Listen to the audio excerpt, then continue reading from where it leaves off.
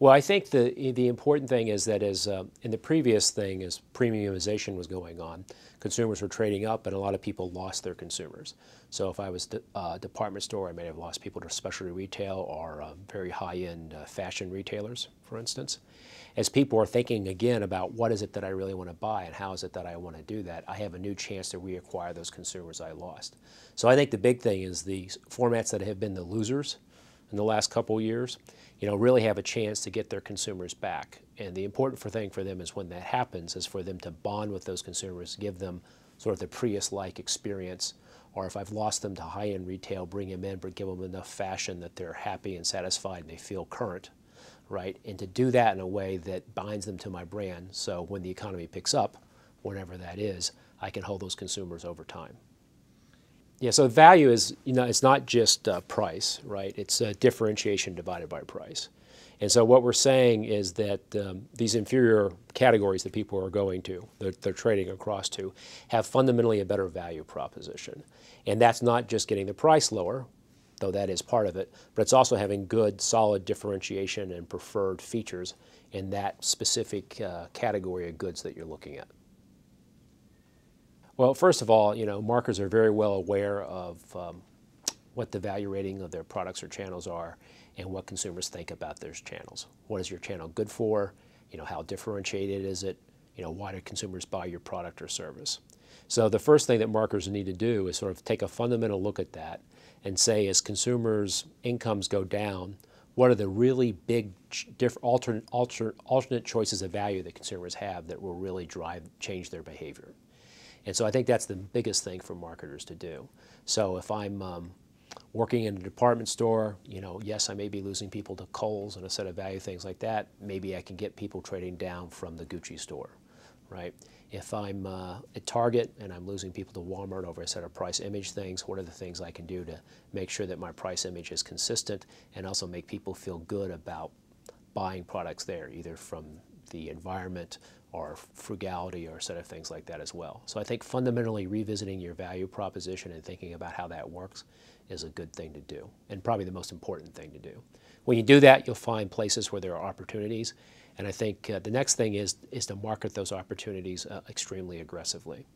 So, if I'm Campbell's Soup and I want to offer, our everyday dollar menu and bring consumers into the store against that, that would be good. If I want to market the Prius and make consumers feel good about trading into that, that would be good.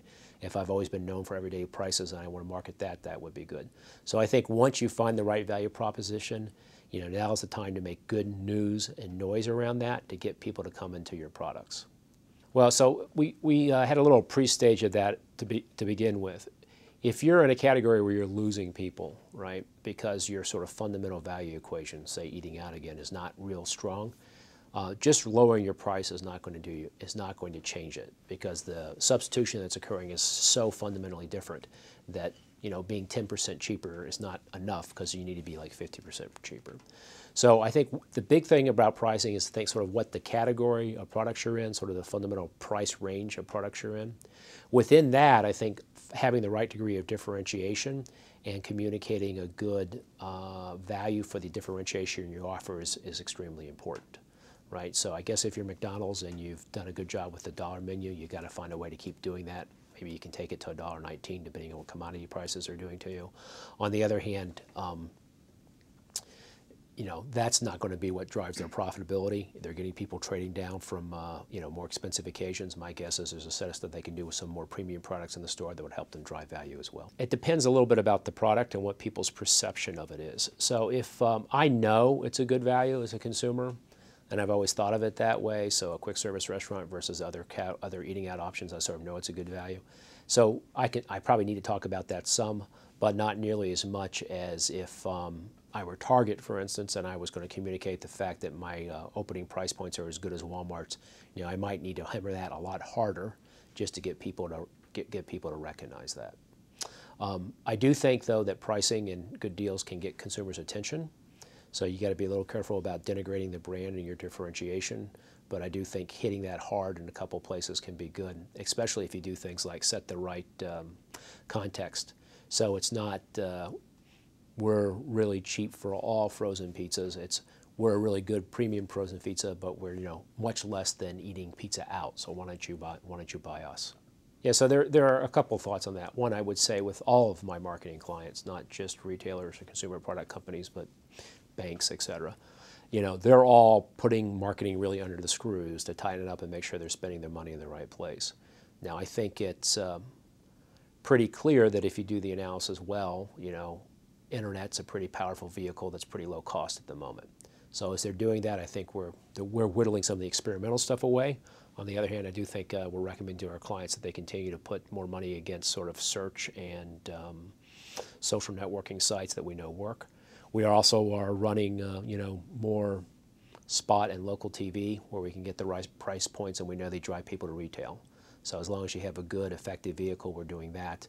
So more of the umbrella stuff that, may have long-term payout, but who knows if it really works, I think we're doing less of that stuff. Well, I think the important thing with this is to have the sort of ladder of products that provide people with options going forward. So I think the Starbucks example is pretty straightforward. You have whole beans and ground coffee. When people start drinking out again, they can go to Starbucks. I think, in fact, premium liquors are seeing a similar trend. People are drinking out less, but they are drinking at home and buying stuff at the off-premise channel, and in fact, they're buying premium products. So you can well imagine you could help us if you were launching a premium product today. You'd want to establish it not just on-premise but off-premise, and then bind people to that product so that when the economy recovers, they can take advantage of that. I think for retailers, they all have their specific strengths. In fact, the ones that have more sort of fashion and differentiation with them, if they can hold on to their consumers today and do a good job of giving them a set of value options that make them feel good about staying there, when the economy rebounds, they have great chances to sort of ladder them up the set of options they have in their store that will make them feel good. That's why I think sort of the Prius or the energy efficient appliance example are good ways for them to keep people in their stores, keep selling them products, and then when the economy bounces back, trade them up to a different set of options. In some ways, I get the benefit of luck, right, by having my own trading across product. So I know companies are interested in marketing that drives differentiation in sales, but they're also making sure that their marketing pays back for them. We at Booz & Company have been doing work like this for a long time. I personally have been doing it for like 16 years.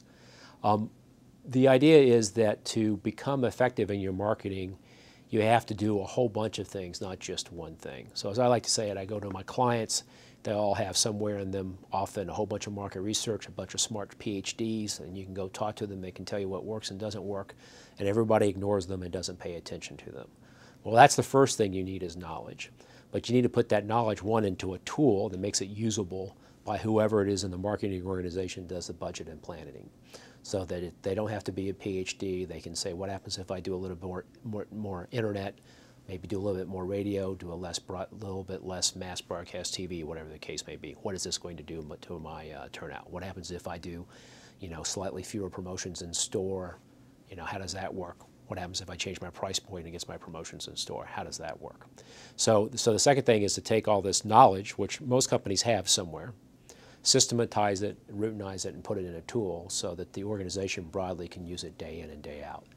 And then you need a process that gets people to use that tool, because if you don't, they'll go make TV commercials or whatever else it is that they like doing and not worry about all the funny math.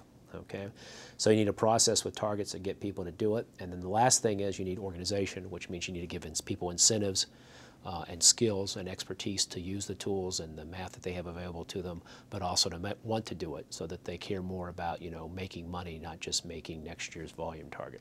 I think that's especially important in today's economy, right? Because believe me, for most retailers, you probably will sell. You may sell less than you sold last year, okay?